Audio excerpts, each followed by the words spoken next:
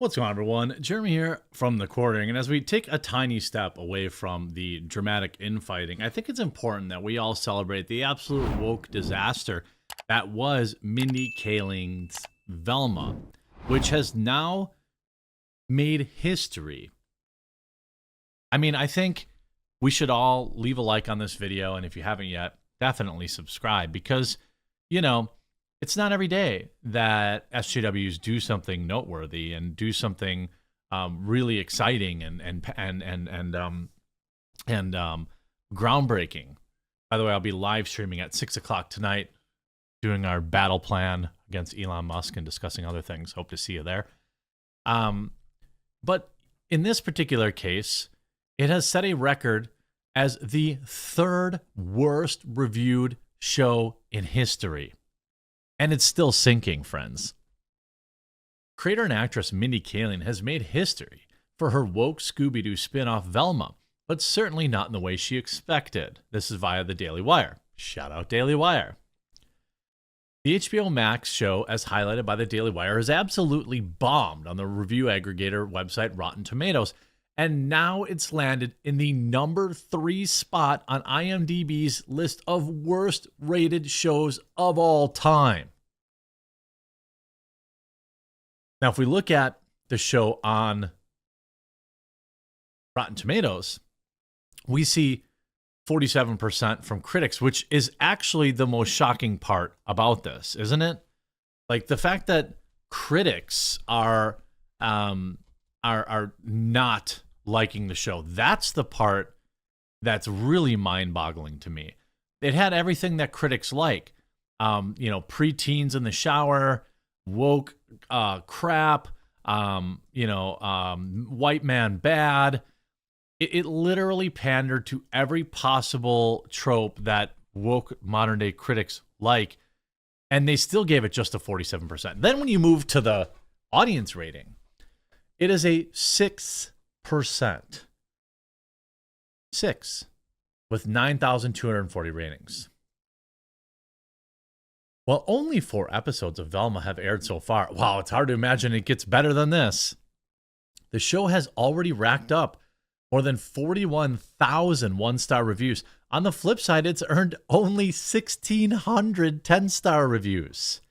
Now, normally, when you see like a cultural backlash against a show, some people call it, a review brigade, which is, in a lot of ways, it's the way we speak out against something. If people aren't happy with a company, sometimes they take it out on various reviews and, on the review of maybe a product they make.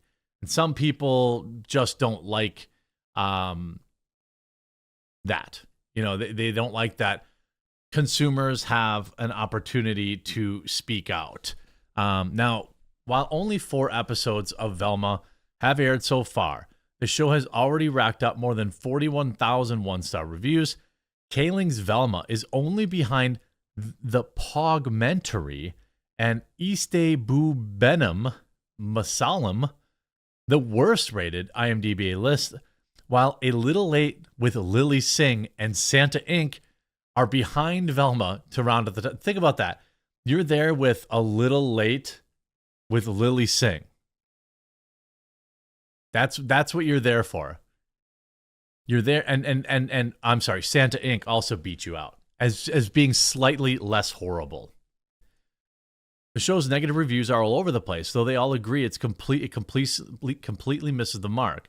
Some slam Kaling for going full woke and constantly focus on race and gender, while others are incensed by how far removed the show is from the classic Scooby-Doo.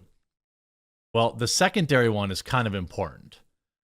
And it's even worse for Kaling, who strived for woke applause. Some reviews on the IMDb page actually slam the creator's show for its apparent racism. Quote, "The jokes aren't funny, it's not cool, it's not hip, it's the opposite. It's majorly offensive. Offensive for 2 reasons," one review reads. One, for how terrible it is, and it is really bottom of the barrel terrible. And 2, for how obvious racism. What an absolute insult, really, to anyone with half a shred of respectability. I'm just staggered that this even exists. Another high-ranking review on IMDb page highlights the bizarre, spicy bedroom aspects of the show. This was atrocious. I watched the entire first episode and did not laugh once, not even a chuckle. The jokes were so juvenile, so heavy-handed, and the premise so far removed from the original IP, it was embarrassing, the review slams. I also don't know or care. Speaking of which, where is Scooby and Shaggy? Personally, I feel like HBO and Mindy Kaling owed everyone an apology for this abomination of a series.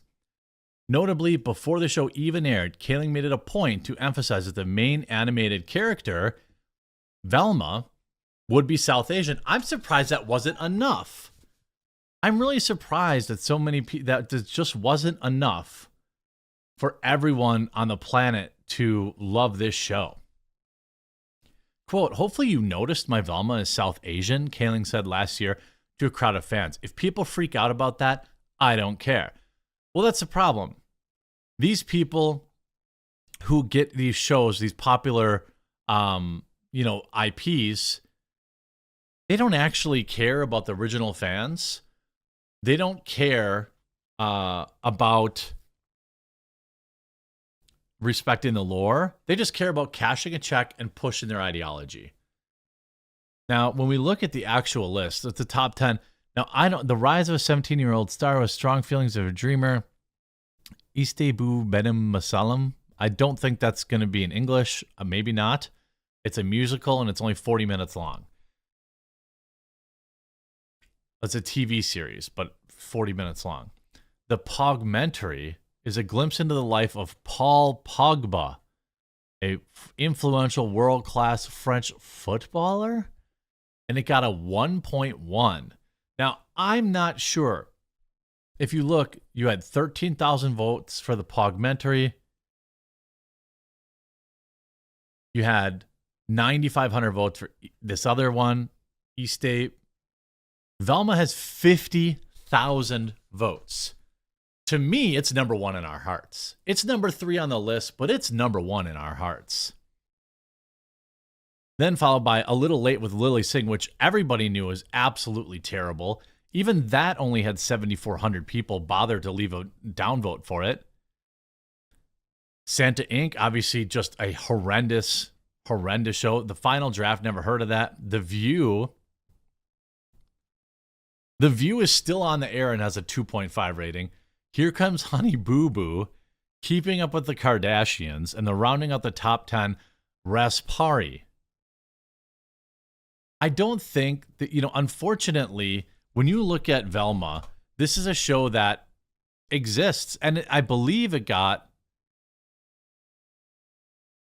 think it's getting a second season. You see Forbes 4 days ago. Velma is now officially the worst show on TV. As you may or may not know, the worst show on television is finally coming to an end. Fear of the Walking Dead will wrap up with season 8 after AMC finally came to its sense and canceled it. What is perhaps the most ridiculous zombie show ever made. Sorry. But there's a new show already rearing its ugly head to take Fear's place. And unlike Fear, which had 3 reasonably good seasons before jumping the proverbial shark, this was terrible from the get-go. Yes, I'm talking about Velma, HBO's latest animated series, ostensibly a prequel to the classic children's cartoon Scooby-Doo, only no Scooby, and not a children's cartoon, and not a very good mystery show, and more than anything else, not funny in the slightest. The only thing Velma has managed to do well is this actually quite the achievement. Achievement is unite the entire internet for one brief moment.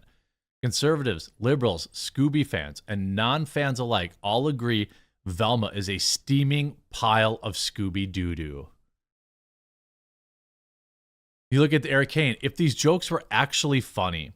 Okay, so what's so bad about Velma? Well, for starters, it has no discernible audience. It has almost nothing to do with the original show.